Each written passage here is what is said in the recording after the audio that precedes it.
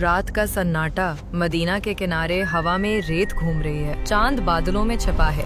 ایک خاموش گھر کے اندر ایک آدمی بیٹھا ہے، لبید بن عاصم۔ محمد، ہر زبان پر اب بس انہی کا نام ہے، ہر دل انہی کی طرف جھک رہا ہے۔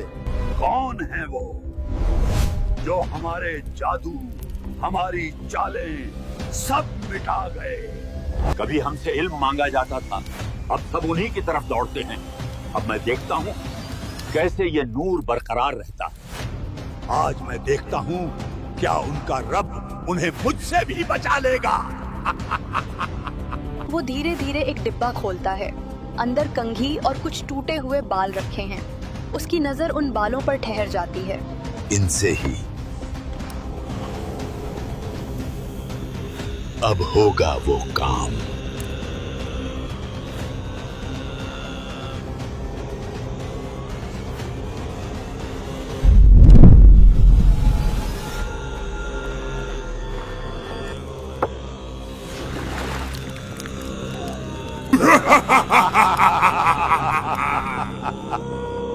مدینہ کی فضا پرسکون تھی، لیکن نبی اکرم صلی اللہ علیہ وسلم کی صحت کچھ غیر معمولی تھی۔ دن گزر رہے تھے مگر تھکاوٹ بڑھتی جا رہی تھی۔ کبھی ایسا محسوس ہوتا مانو کوئی کام کیا ہو جبکہ اصل میں نہیں کیا۔ حضرت عائشہ رضی اللہ عنہا فرماتی ہیں، رسول اللہ صلی اللہ علیہ وسلم کو احساس ہوتا تھا کہ کچھ اثر ہے، کوئی نظر نہ آنے والی طاقت کام کر رہی ہے۔ یہ وہ وقت تھا جب اللہ تعالیٰ نے اپنے حبیب محمد مصطفیٰ صلی اللہ علیہ وسلم کو ایک آزمائش سے گزارا۔ ایک یہودی آدمی لبید بن عاصم جو بنی زریق قبیلے سے تھا، اس نے جادو کیا۔ اس نے رسول اللہ صلی اللہ علیہ وسلم کے بال اور کنگھی لی، انہیں ایک کھجور کی ڈھال میں باندھا، 11 گرہیں لگائیں اور اسے زربان نام کے کنویں میں ڈال دیا۔ دن بیتتے گئے، رسول اللہ صلی اللہ علیہ وسلم کی طبیعت بھاری رہنے لگی۔ آپ صلی اللہ علیہ وسلم کو ایسا محسوس ہوتا جیسے کچھ کیا ہے جبکہ کیا نہیں ہوتا۔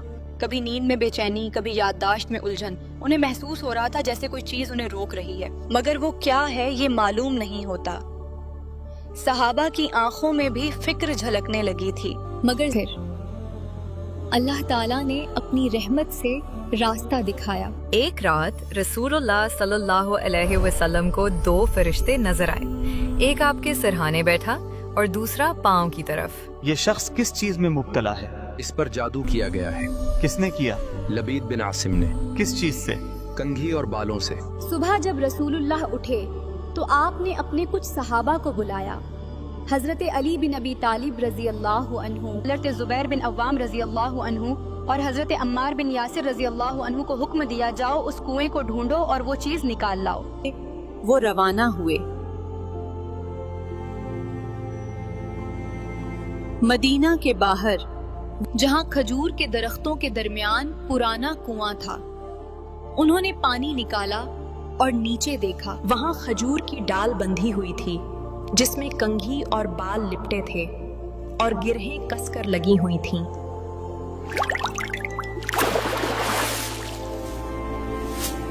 جب صحابہ وہ چیز لے کر آئے، رسول اللہ صلی اللہ علیہ وسلم نے اللہ تعالیٰ کی پناہ مانگی۔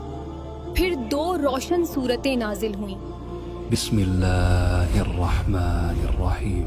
قل اعوذ برب الفلق۔ بسم اللہ الرحمن الرحیم۔ قل اعوذ برب الناس۔ جب اللہ کے رسول صلی اللہ علیہ وسلم نے سورہ فلق کی تلاوت شروع کی تو ہر آیت کے ساتھ ایک گرہ کھل جاتی تھی۔ بسم اللہ الرحمن الرحیم۔ قل اعوذ برب الفلق، میں صبح کے رب کی پناہ مانگتا ہوں، من شر ما خلق، ہر اس چیز کی برائی سے جو اس نے پیدا کی، ومن شر غاسق اذا وقب، اندھیرے کی برائی سے جب وہ چھا جائے، ومن شر النفاثات فی العقد، گرہوں میں پھونک مارنے والی عورتوں کی برائی سے، ومن شر حاسد اذا حسد، اور حسد کرنے والے کی برائی سے جب وہ حسد کرے۔ پھر آپ نے سورہ الناس کی تلاوت کی۔ بسم اللہ الرحمن الرحیم۔ قل اعوذ برب الناس مالک الناس الہ الناس، کہہ دو میں لوگوں کے رب کی پناہ مانگتا ہوں लोगों के बादशाह की, लोगों के माबूद की। मिन शर्रिल वसवासिल खन्नास अल्लज़ी युवस्विसु फी सदूरिन नास मिनल जिन्नति वन्नास। उस फुसफुसाने वाले की बुराई से जो पीछे हट जाने वाला है, जो लोगों के सीने में फुसफुसाता है, चाहे वो जिन्नों में से हो या इंसानों में से। हर आयत के साथ एक गिरह खुलती रही और आखिरी आयत के साथ सारी गिरह खुल गई।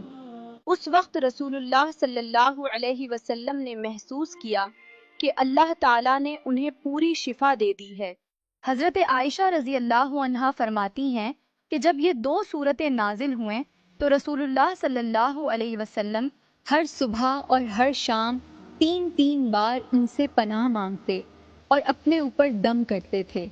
यही वजह है कि इन्हें मुअव्विज़तैन कहा जाता है, 2 पनाह देने वाली सूरहें। आप सल्लल्लाहु अलैहि वसल्लम ने फरमाया, इन दोनों सूरहों से बेहतर कोई चीज़ नहीं जिससे कोई पनाह मांगे। जब भी तुम्हें डर महसूस हो, जब बुराई का साया लगे, जब नज़र हसद या वसवसा दिल में आए, तो इन्हें पढ़ो। कुल आउज़ु बिरब्बिल फलक, कुल आउज़ु बिरब्बिन नास। यही वो कलाम है जिसने रसूलुल्लाह सल्लल्लाहु अलैहि वसल्लम को शिफा दी और पूरी उम्मत को हिफाजत सिखाई। अल्लाह ताला के कलाम से बढ़कर कोई पनाह नहीं। रोज पढ़ें, खुद भी सीखें और बच्चों को भी सिखाएं। अगर ये कहानी आपके दिल को छू गई हो तो सिर्फ देखने पर मत रुकिए, इस वीडियो को शेयर करें, किसी की हिफाजत का जरिया बने। कमेंट में सुभान अल्लाह जरूर लिखें।